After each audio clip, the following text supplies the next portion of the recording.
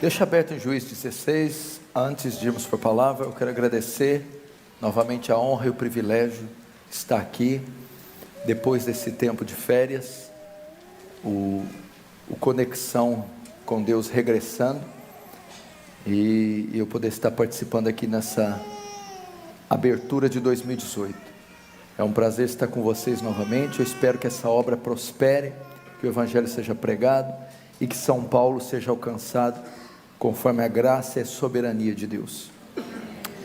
Juízes 16, versículo 20,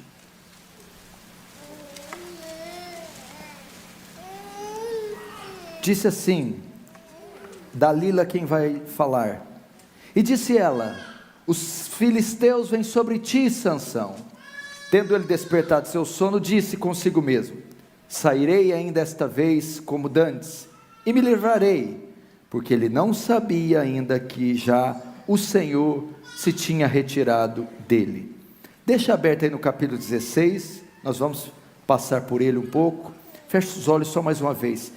Pai Santo, glorifica teu nome aqui essa noite, despeja da sua graça, abundante e gloriosa, de maneira que haja convicção do pecado, que teu reino avance, que tu receba glória para si, que seu nome seja exaltado. Amém e amém. Presta atenção no que vamos dizer. As crianças que ficaram aqui, as mães tentem controlar, por favor. Atenção nessa hora é importantíssimo. Trataremos essa noite de um dos temas mais importantes da fé cristã, de um dos temas mais terríveis para a vida do crente. Vamos falar hoje sobre o pecado, mais propriamente dito, os efeitos do pecado, o efeito do pecado. Apesar de ser um tema extremamente claro, explícito, e da Bíblia citar ele com abundância, com fartura, ele é pouco mencionado nos púlpitos atuais, nos livros, nos congressos, nas conferências. Preste atenção, a igreja moderna, a igreja contemporânea, ela se gaba de ser cheia do Espírito Santo. Muitos dizem que o Brasil está passando por um avivamento, por conta do crescimento e plantio das igrejas neopentecostais. Nos Estados Unidos da América, por exemplo, alguns têm a ideia que o Brasil está passando por um avivamento, porque tem igreja a cada esquina, congressos, shows, CDs gospel sendo gravados, e milagres saindo pelas paredes, dizendo que isso é a unção do Espírito Santo. Mas preste atenção, se esses pregadores se dizem cheios do Espírito Santo, se esses livros deles são inspirados pelo Espírito, se essas unções todas vêm do Espírito, e eles não mencionam nada sobre o pecado, o ministério deles não tem nada a ver com o Espírito Santo, porque uma das principais obras do Espírito Santo é convencer do pecado. Se você diz que é cheio do Espírito Santo, e não prega sobre o pecado, não menciona sobre o pecado, não escreve sobre o pecado, não ensina sobre o pecado, o Espírito Santo está a quilômetros de você, porque uma das principais obras dele é essa, mencionar, convencer, apontar o pecado, para que o pecador seja conduzido a Cristo. O pecado é um tema atual, oportuno, pertinente. Primeiramente, antes de tratarmos dos efeitos do pecado, vamos relembrar o que é pecado. Temos uma palavra grega para pecado, hamartia, que significa perda da marca, errar o alvo. O homem, quando caiu, perdeu a marca, errou o alvo. Dr. Lloyd Jones diz que hamartia é sair dos trilhos, sair do caminho. O homem saiu da vontade de Deus, ele se desviou do plano de Deus, perdeu a marca, o alvo, errou. Tudo que o homem faz é equívoco, é contrariar o Senhor. Segunda palavra nós temos pecado e transgressão.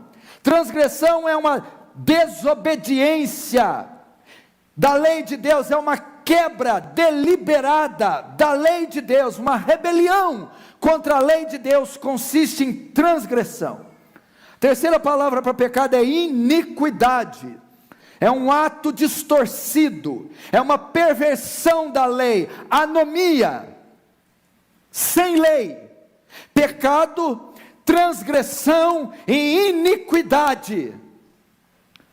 Essas são as palavras para pecado. Aquele que se desvia da vontade de Deus, aquele que infringe, quebra, viola deliberadamente a lei de Deus, aquele que distorce e perverte a lei de Deus, é aquele padrão de vida contrário à natureza de Deus.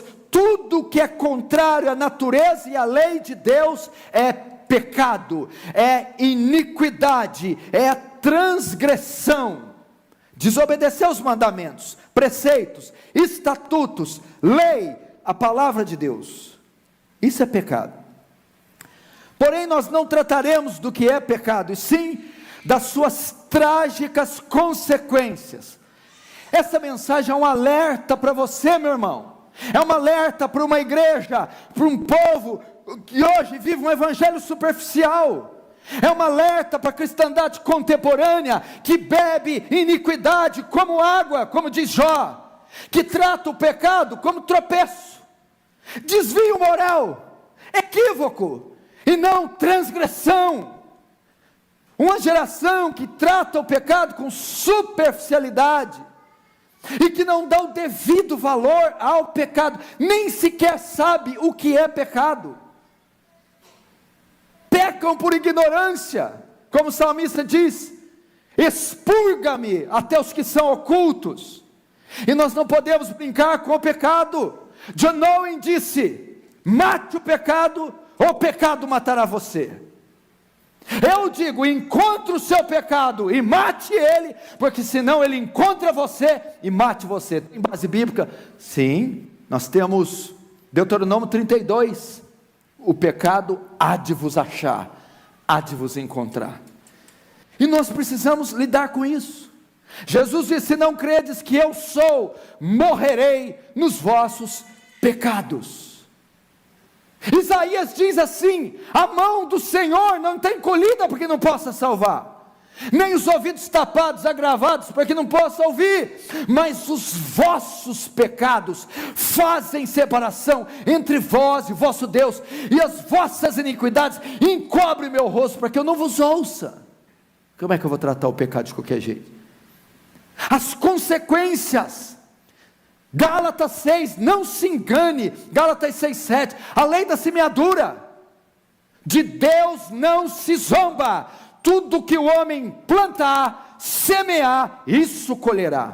Você quer ver outro versículo que está nas entrelinhas da Bíblia, que a gente quase não percebe, precisa de uma lupa, para saber? Hebreus 2:2 diz, que toda transgressão recebeu justo castigo, que o salário do pecado é a morte.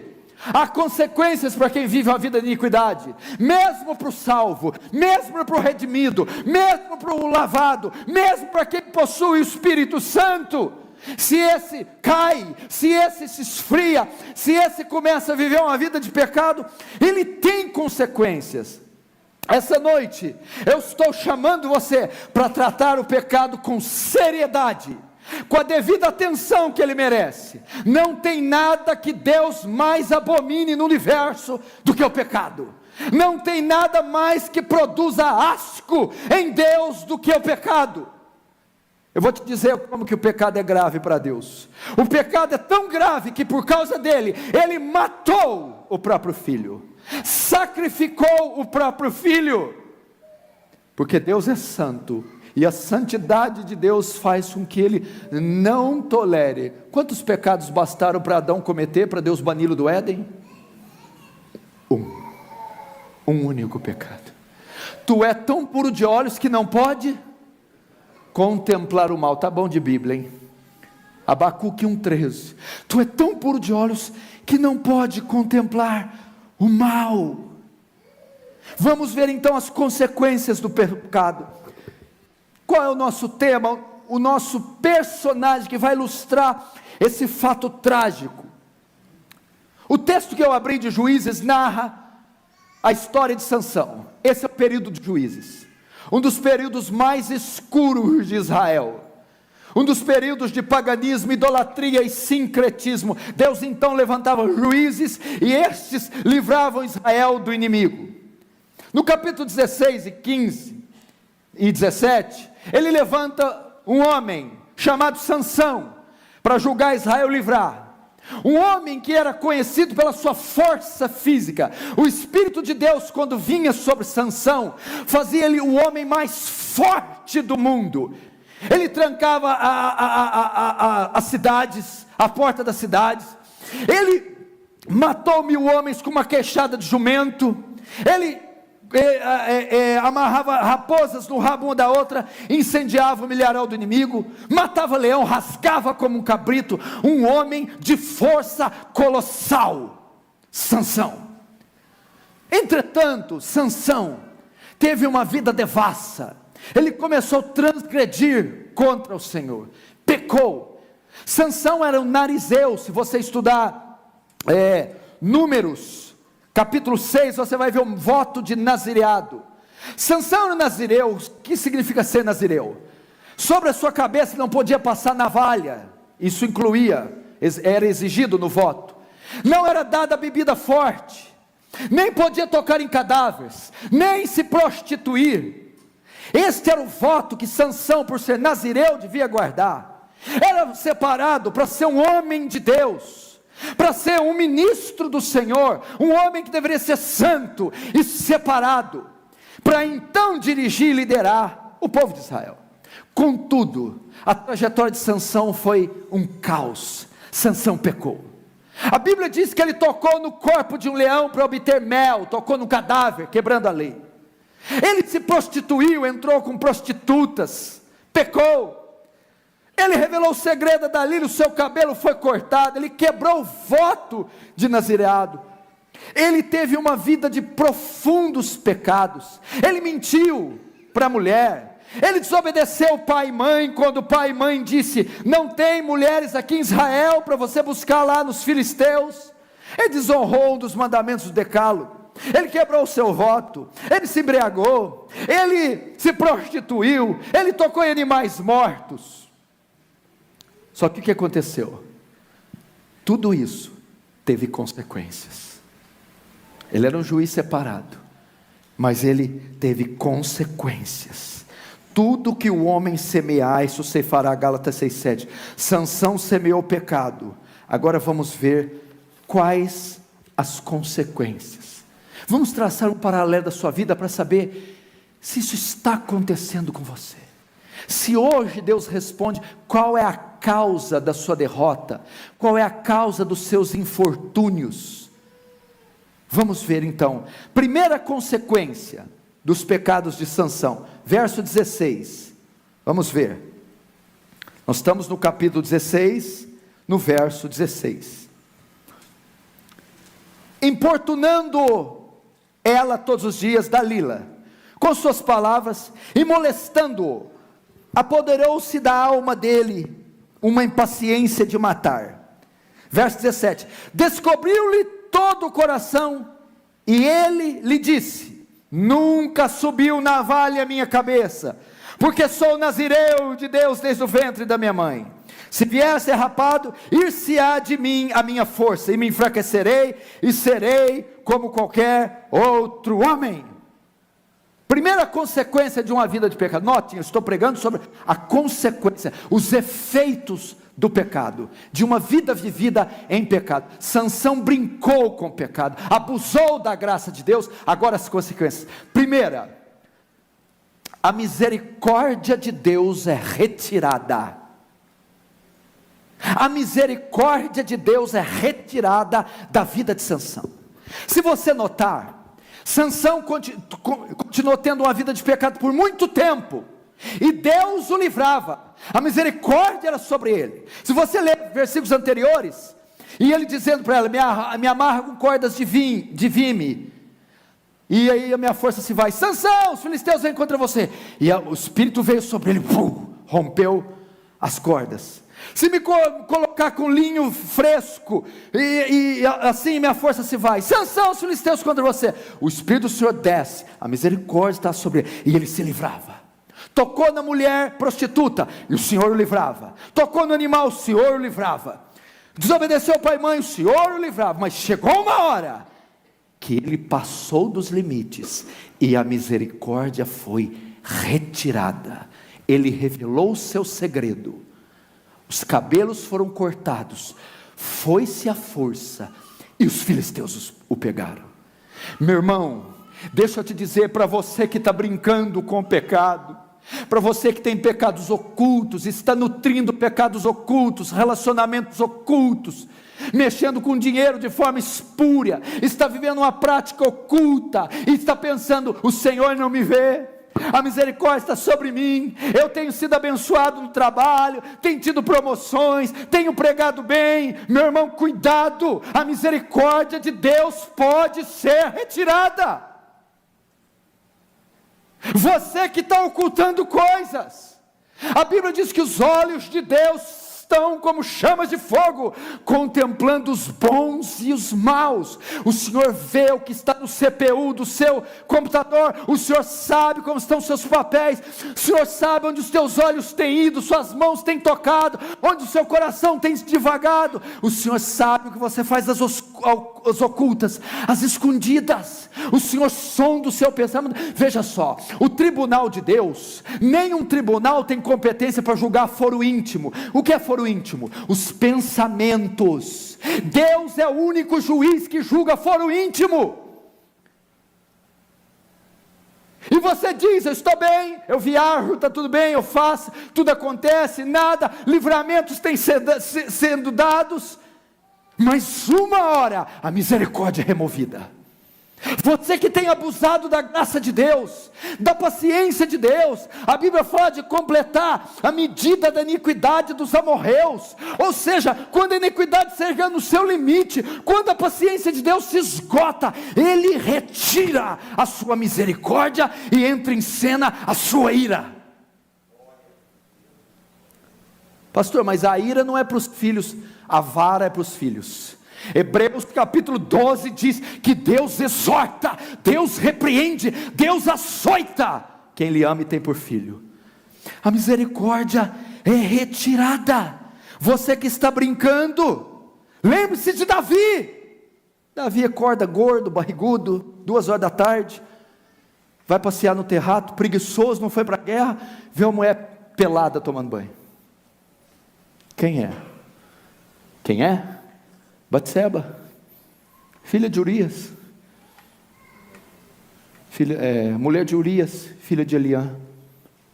Trazei-a, deitou com ela, mandou a mulher de volta, e a mulher estava grávida, então traz o marido para deitar com ela. O marido é fiel, não quer deitar, vai ficar defendendo. Meu Deus do céu, bota o marido na guerra, põe ele na frente da fileira, mata o marido, matou o marido, ufa, toma Batseba para si, tomou.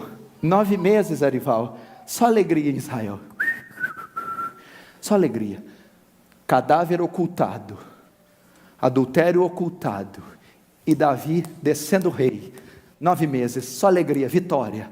9 meses depois, entra um homenzinho, Senhor, quer que o Senhor julgue uma causa? Pois não, profeta Natan, um homem tinha só uma ovelhinha, e criava ele no seu regaço, no seu colo. Então vem um rico, cheio de ovelhas, e esse homem recebeu um visitante, em vez de tirar do seu abundante gado, tomou aquela única ovelhinha dele, matou e deu ao viajante. O que eu devo fazer? Digno de morte é o que praticou tal coisa, e pela ovelhinha deve restituir 4 vezes. Pois bem, este homem é você, Davi. Eu te ungi rei sobre Israel, te livrei das mãos de Saul, te dei as mulheres do seu inimigo, mas porque cometeste este ato abominável, a espada jamais se apartará da sua casa. O que aconteceu? A misericórdia foi tirada. Davi podia ter confessado esse pecado. Davi podia ter deixado esse pecado, mas ele insistiu. Meu irmão, não brinque, conserte-se antes que seja tarde demais. Deixe essa prática imediatamente. Segunda consequência, ainda no verso 19: retirou-se dele a sua força. Até aí. Como eu havia dito antes, Sansão era conhecido por sua extraordinária força, colossal força. Depois da sua bateria de pecados, a palavra diz: retirou-se dele a sua força. Sansão ficou fraco, Sansão ficou como um homem comum, perdeu o vigor, perdeu a sua força, aquela que devastava os filisteus, aquela que destruía o oponente. Agora Sansão se encontra no estado de fraqueza, palidez. Sansão agora é um homem comum. Essa é a segunda consequência do pecado: perdemos a força. Agora você sabe porque muitos crentes não têm força para orar, não tem força para orar, não tem força para ler as escrituras, não tem força para cumprir uma tarefa de casa, não tem força para vencer o inimigo, não tem força para resistir à tentação. Muitos estão assim: pastor, eu não tenho forças para orar, eu não encontro forças, eu não consigo me erguer, eu não consigo separar um dia, eu não tenho forças para lutar em oração, eu me sinto fraco. Pastor, eu não tenho força para estudar a escritura, para me concentrar, para penetrar no profundo conhecimento de Deus. Pastor, eu não tenho força para resistir, para me opor ao inimigo, eu não tenho forças. Eu não tenho força para resistir à tentação. Qual é o motivo? Qual é a causa de tamanha fraqueza? Qual é a causa da sua indisposição e derrotas? Talvez você está julgando: é por causa disso, daquilo outro, é o tempo, é a circunstância. Não, é o pecado. Consequência do pecado. O pecado mina as forças do crente, drena as forças do crente. O pecado vem como um parasita. O pecado extingue o Espírito Santo. O pecado fortalece a carne. O pecado mata. E o pecado tirou as forças. Se você está assim, não tem força para mais nada da vida, mesmo sendo um cristão, examine sua vida à luz da Bíblia, veja as brechas que você tem dado e quais pecados você está envolvido. Nós imaginamos que é o tempo, é a falta de tempo, é o governo, é o clima, são fatores endógenos, são fatores psicológicos, são enfermidades. Não, é o pecado. É o pecado oculto. O pecado pode estar tirando a sua força, meu irmão. O pecado pode estar acabando com você. Essa foi a segunda consequência na vida de Sansão: perda da força.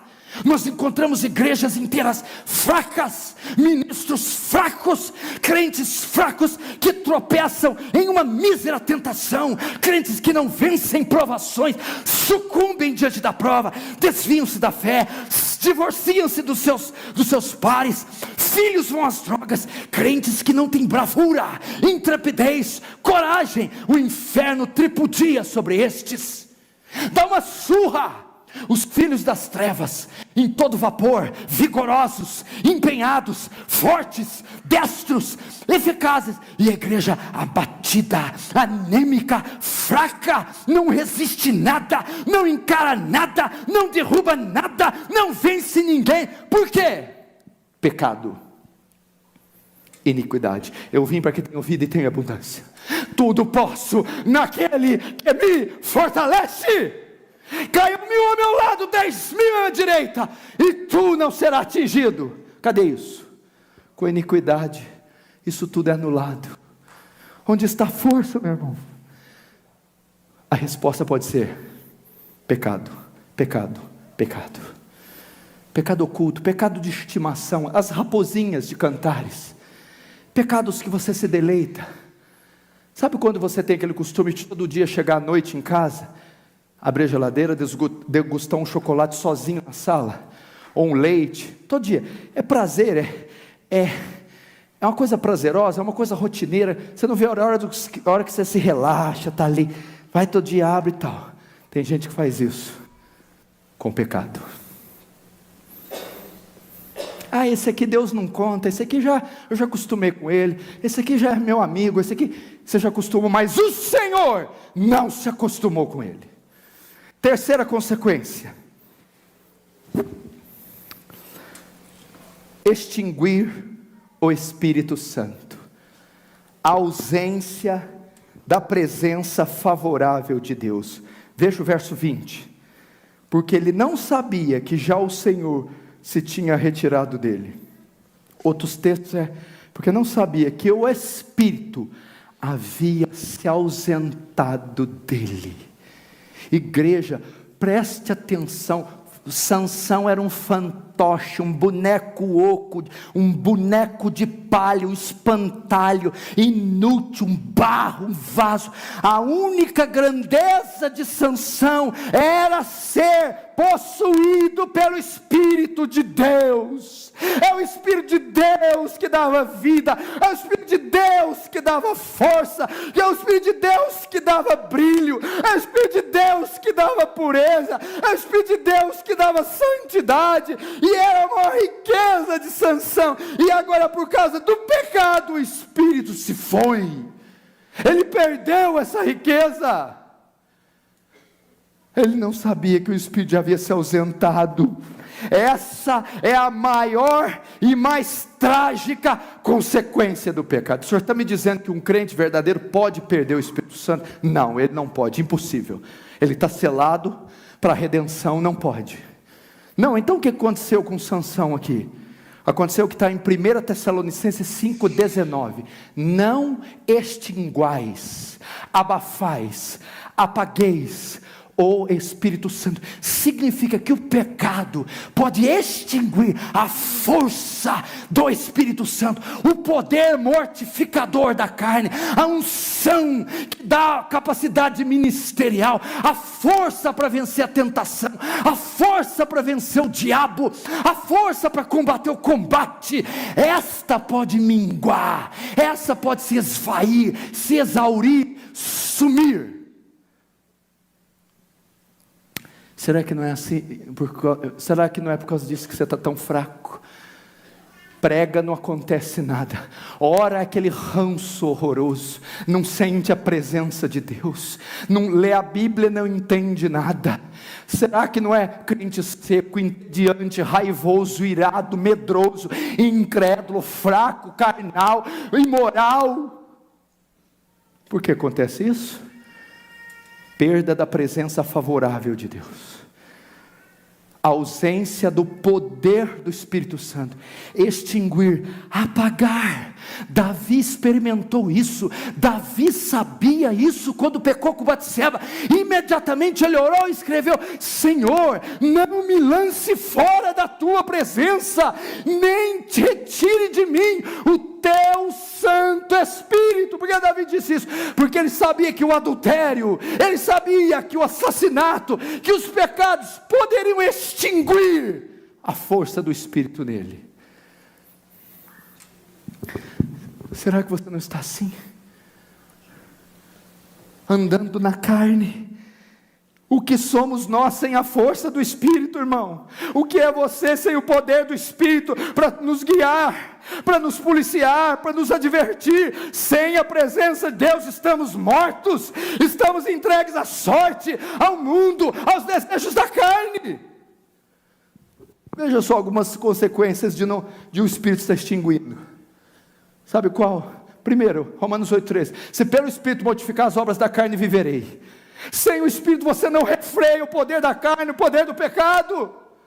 Sem o Espírito você não entende as Escrituras. Ele, quando vier, vos fará saber tudo quanto tenho dito, porque não fará de si mesmo, mas os fará ouvir tudo que eu tenho dito. É o Espírito que aponta para as Escrituras. Não sei nada de Bíblia, não leio Bíblia, não entendo Bíblia, porque o Espírito é extinto. Não mortificar a carne, sou sensual, imoral, iracundo, vaidoso, orgulhoso, avarento. Por quê? Porque quem mortifica a carne é o Espírito. A minha pregação não tem esse, porque quando ele vier, convencerá o homem do pecado, da justiça e do juízo. Por isso que pregações secas, mortas, vazias, sem efeito nenhum, porque o Espírito é quem convence. E poderíamos elencar aqui uma série de fatores que o Espírito Santo pode. Para orar, não consigo orar? Claro que você não pode. Você não sabe orar como convém, mas o Espírito nos assiste, nos ajuda em nossas fraquezas, com gemidos inexprimíveis. O Espírito que nos ensina a orar, porque não sabemos, não pode nos ensinar, porque ele foi abafado, extinto, e porque ele foi consequência do pecado. Agora vem uma coisa. Pastor, eu conheço uma série de crente que está em pecado. Quantos cristãos dentro da igreja não estão em pecado? Quantos ministérios de louvor, da palavra não estão em pecado? Quantas igrejas inteiras não têm seus alicerces fundamentados no pecado? Mas elas ainda prevalecem, ainda funcionam normalmente. Entretanto, elas estão operando na carne, elas estão pregando na carne, elas estão ministrando na carne. Tem instrumento, tem teclado, tem louvor, tem dízimo, tem oferta, tem tempo, tem tudo, mas não tem o Espírito Santo. Por que não tem? Porque edificaram seus fundamentos na iniquidade. Agora sabe o que é interessante aqui, pastor Eival? Não é que o Espírito se ausentou, é que a Bíblia fala, e não sabia ele nem viu. Tanto é que ele falou, o careca já com a cabeça rapada, dizendo, Sansão, os filisteus vêm. Ele deu uma mordida aqui, uma lixada, deixa eles virem. Ele nem viu que estava careca, nem viu, presta atenção, não sabia ele que o Espírito se tinha retirado dele. Ele se tornou tão insensível, tão carnal, que não diferenciava mais o santo do profano. Querido, o pecado te faz insensível. O pecado vem de tal forma que você já não discerne o precioso do vil, o santo do profano. Ele nem percebeu que a graça havia se apartado, que o Espírito havia se extinguido, e que ele agora é um homem hostil, imoral, rude, prepotente. É assim na vida de muitos crentes. Estão regendo as suas vidas e ministérios na carne, na emoção, no intelecto. Será que não tem sido assim na sua vida? Você que tem jogado com o pecado, brincado com ele, o Espírito já não se foi, você não sabe, nem se lembra mais naquele período do primeiro amor, nem sabe mais o que é uma unção poderosa, o que é ser revestido de poder, acha que só gritaria, berreiro, e ficar com as cordas vocais, rouco, é Espírito Santo, e acha que esses milagres fajutos, essa pirotecnia pirofagenta, essa coisa circente, macabra, bruxificada, é Deus. Não é. Quanto tempo não sente o frescor, a convicção do pecado santa, o sussurro de Deus, o vigor fresco da unção de Deus, o choro do arrependimento, o choro da santidade, aquele texto que salta das linhas e arde seu coração. Não, eu não sei mais o que é isso. Por quê? O Espírito foi extinto. Por quê? Consequência do pecado. Quarta consequência: cegueira. Verso 21, então os filisteus pegaram nele e arrancaram-lhe os olhos. Os filisteus então prendem Sansão, cabeça está cortada, cabelos estão cortados, força se foi, espíritos se extinguiu, e agora eles lhe tiram os olhos, vazam, queimam, furam. Sansão agora está completamente cego. Esta é a quarta consequência: cegueira espiritual. Uma pessoa que vive na prática do pecado não tem mais discernimento espiritual, não enxerga o caminho em sua frente, não sabe decidir, não sabe por onde anda, não sabe tomar decisões, não sabe fechar negócios, estão cegas. Você já viu esse tipo de gente na igreja? Só toma decisão errada, só fecha negócio errado, só bate a cabeça de um lado para o outro, tem atitudes incoerentes, pensam estar fazendo coisas certas, quando estão fazendo coisas erradas, estão com olhos vendados, não enxergam palmo à sua frente. O que é de crente que tem assim? Fecha negócio, esses pais tolos, maridos tolos, fecham negócios, acordos e comprometem a mulher e filhos, estão cegos. Essas mães que ensinam, educam e liberam coisas para os filhos, que matam e destroem a inocência dos filhos, estão cegos. Esses ministros, obreiros, que andam por caminhos e fecham e entram em cada furada, estão cegos. Por que estão cegos? Por causa do pecado. Tem atitudes incoerentes. Veja o que diz esse texto da Bíblia, é um dos que mais me dá medo. Provérbios 14, 12 diz assim, escute, presta atenção. Há caminhos que aos olhos do homem parece caminho de paz, mas o final são caminhos de morte. Esse é o caminho que anda o crente cego. Pensa estar fazendo negócio da China, pensa estar prestando um serviço para Deus, pensa estar fazendo a coisa certa, quando na verdade está caminhando por uma vereda de morte, perdeu o discernimento, perdeu a visão, está cego. Por quê? Por conta de uma vida de pecados ocultos, pecados não confessados, pecados praticados deliberadamente. Será que você não está magoando pessoas, ferindo sua família, oferecendo fogo estranho no altar do Senhor, e achando que tudo isso é correto, que tudo isso é benéfico, e que Deus está provando isso? Essa é a quarta consequência: cegueira. Você vê na mídia, os crentes que estão na mídia, fazem cada absurdo, estão envolvidos em cada absurdo, estão cegos. Quinta consequência: ficou amarrado. Verso 21, e amarraram-no com 2 cadeias de bronze.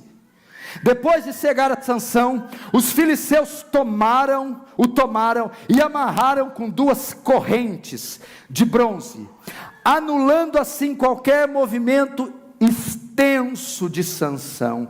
Essa é a quinta consequência: uma vida amarrada, limitada, atrofiada.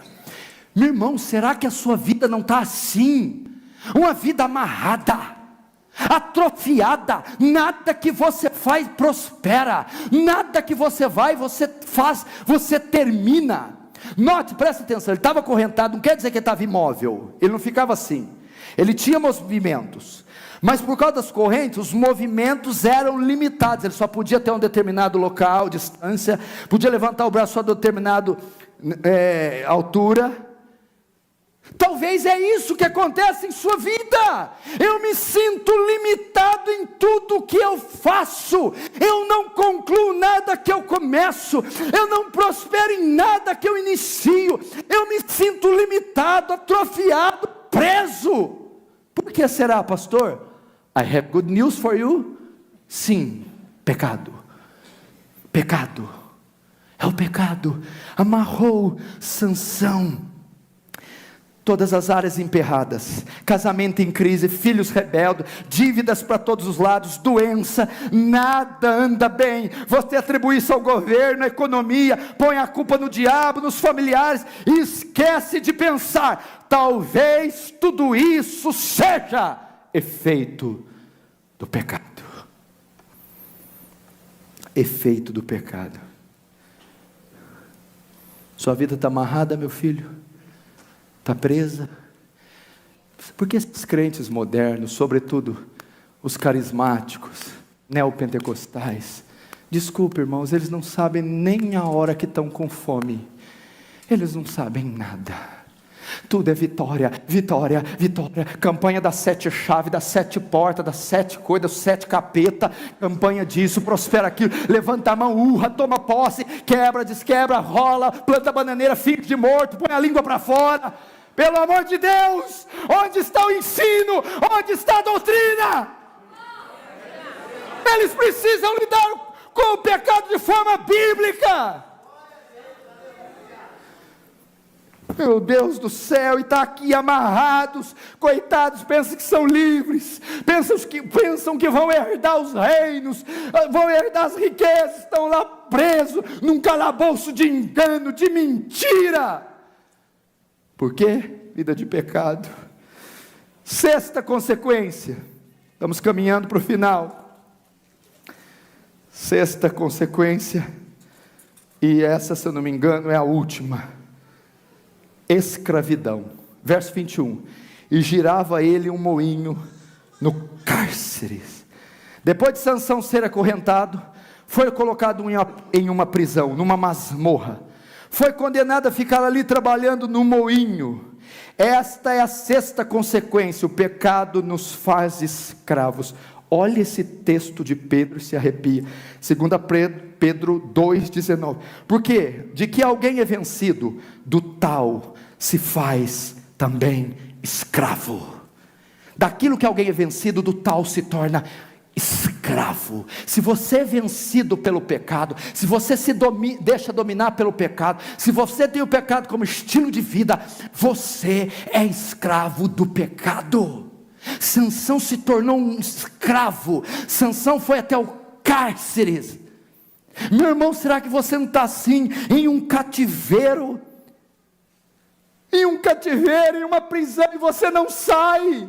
Você diz: Senhor, até quando eu vou suportar isso? Tristeza, dor, depressão, fraqueza, fracasso, ruína. É um cativeiro infindável. Como é triste ver cristãos presos nas garras do pecado, presos nas garras do diabo. Cristãos que têm sua força sendo extraída, retirada. Olhe para você, não parece um escravo. Vai para um culto, talvez sem alegria, sem disposição, sem prazer com a esposa, sem prazer com os filhos, sem prazer com a Bíblia, sem prazer no culto. Toma a Santa Ceia cheia de dúvidas: será que eu posso? Não posso. Não tem alegria na vida cristã, não tem prazer, não tem regozijo, júbilo, vitalidade, força. Entrou num calabouço, num sarcófago, numa cripta, numa tumba, num túmulo, num caixão, numa esquife, está lá preso nas profundezas das garras da escuridão e se tornou um escravo. Por quê? Por causa do pecado. Essa foi a vida de Sansão. Veja só o que foi a vida daquele homem, daquele moço forte, daquele moço bonito, daquele juiz suntuoso, vigoroso, forte, cheio do Espírito Santo, cheio de sonho, cheio de vida. Que chamado brilhante, que força, que músculos, que coragem. Eram leões mortos, eram filisteus mortos, eram ceras queimadas. Agora está ali, preso, em cadeias, sem os cabelos, sem os olhos, sem a força, humilhado, derrotado numa prisão escura e insalubre. O que fez isso com ele? Pecado. Pecado. Talvez eu relatei a história da sua vida, meu irmão. Talvez você está assim em uma área, talvez você está em duas, talvez você está em todas, e não sabia o que era.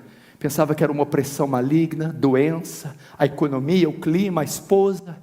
Não, mas o Senhor está dizendo pela palavra: é o pecado. Agora, como vencer isso? Como evitar todas essas consequências? Como sair dessa situação, desse túmulo, dessa tumba de iniquidade? Você que está vivendo isso, como prevenir? Você que o pecado já está à porta. E como sair? Você que já se atolou como Sansão.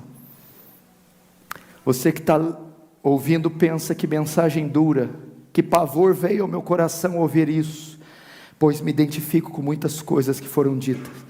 O que devo fazer então? Provérbios 28:13 tem uma das respostas. Escute. O que encobre as suas transgressões, nunca, jamais prosperará. Mas o que as confessa e deixa, alcançará misericórdia. Salmo 32, enquanto eu calei os meus pecados, os meus ossos se enfraqueceram, os meus ossos se envelheceram dentro de mim, porque a sua mão pesava sobre mim de dia e de noite, e o meu vigor se tornou como sequidão de estio.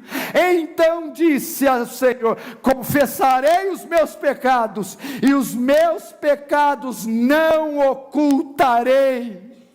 Qual é, meu irmão, a maneira de sair? Confessar e arrepender-se dos seus pecados, pedir a misericórdia do Senhor. Eu aprendo uma coisa aqui, ó. Ferida encoberta é ferida não curada.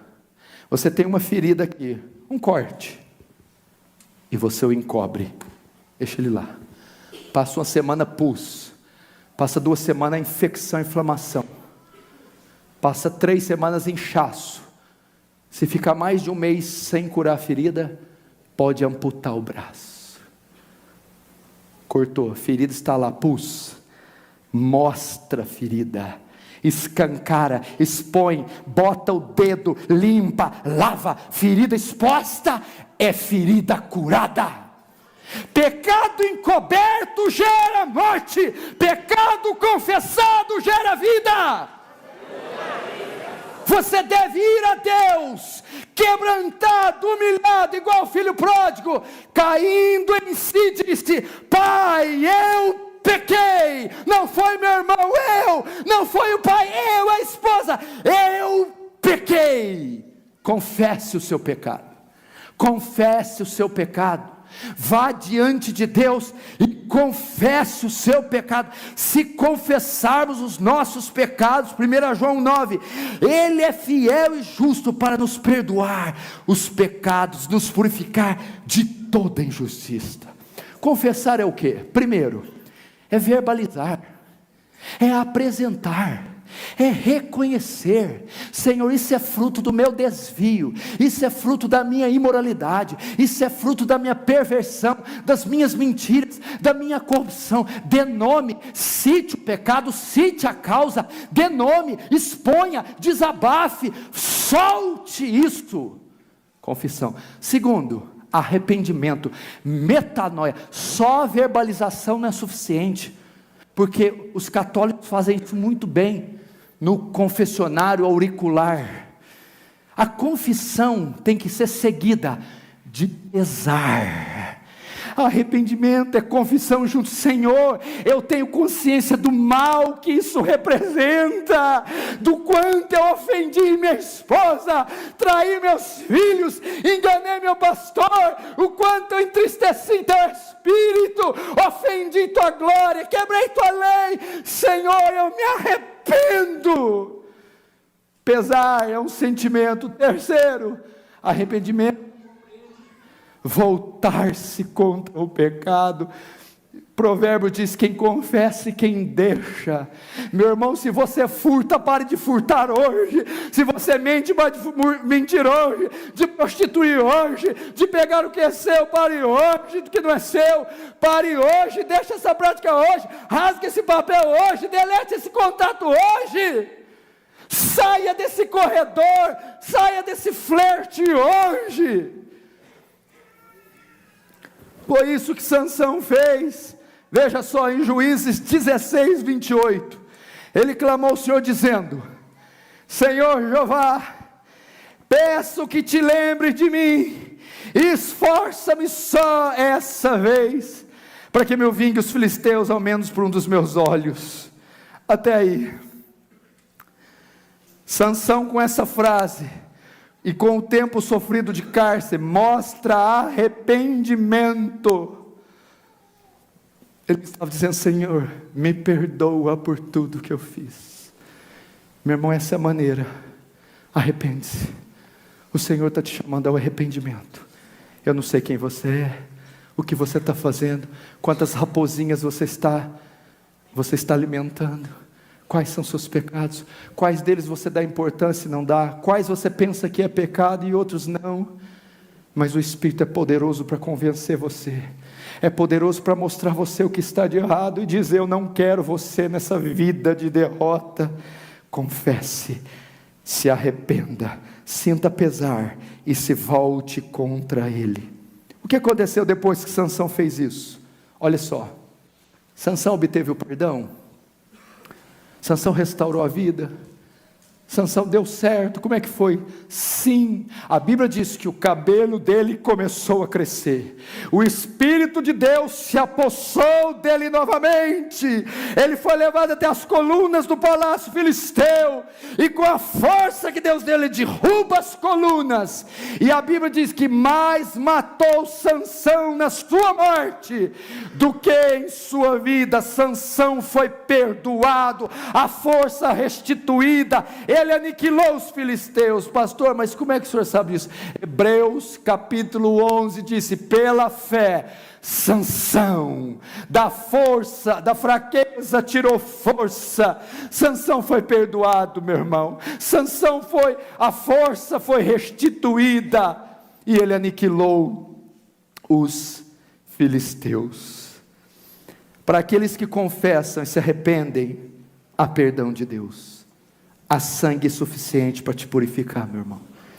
Há graça abundante sendo derramada sobre você. Da mesma forma que foi com o filho pródigo, que arrependido voltou ao lar e foi completamente restaurado e perdoado. Assim pode ser como você. Eu termino como Paulo, escrevendo aos Romanos 6,14. Pois o pecado não terá mais domínio sobre vós, pois já não estáis mais debaixo da lei, e sim da graça. Pecado confessado é pecado perdoado. O sangue de Jesus vai te limpar, vai te remir, meu irmão. Quem crê nisso diz amém. Amém. Então agora nós vamos ter uns minutinhos de concerto com Deus.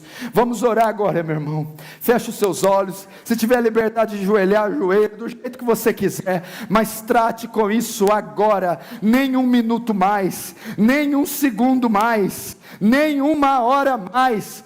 Pede para Deus sondar o seu coração. Talvez você não está vendo, talvez você está cometendo sem saber. Diga: mostra onde eu estou falhando, mostra o percalço, mostra o obstáculo, mostra o detrito, mostra, Senhor, porque eu quero removê-lo. Diga para Deus com sinceridade: eu não tenho prazer nisso que eu estou fazendo, Senhor, me mostra o que é. Se Ele já mostrou, diga para Ele: remove, Senhor. Me dá forças para vencer, Senhor. Diga para Ele.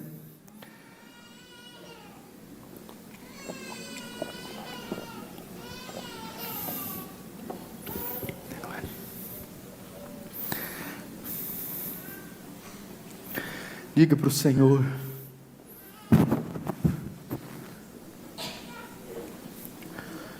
Quantos instrumentos tocam bem baixinho? Ore ao Senhor, fale com o Senhor.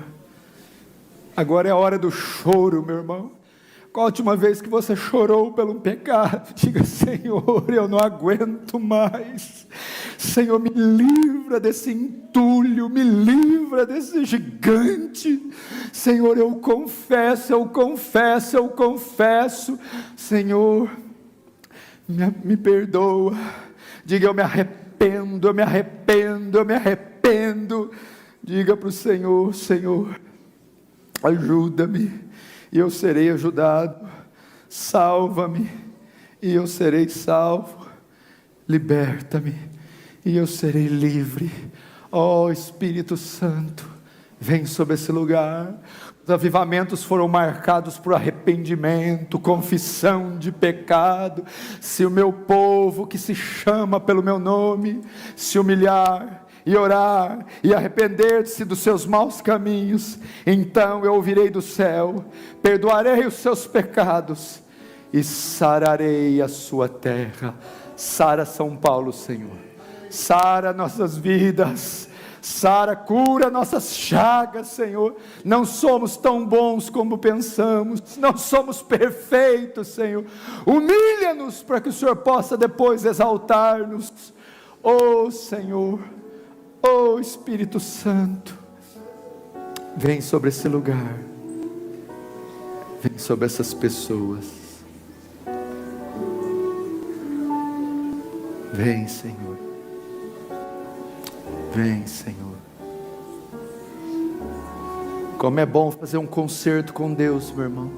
Como é bom ser purificado, ser expurgado. Como é bom. Oh Deus. Pode se sentar agora, meu querido. Querido.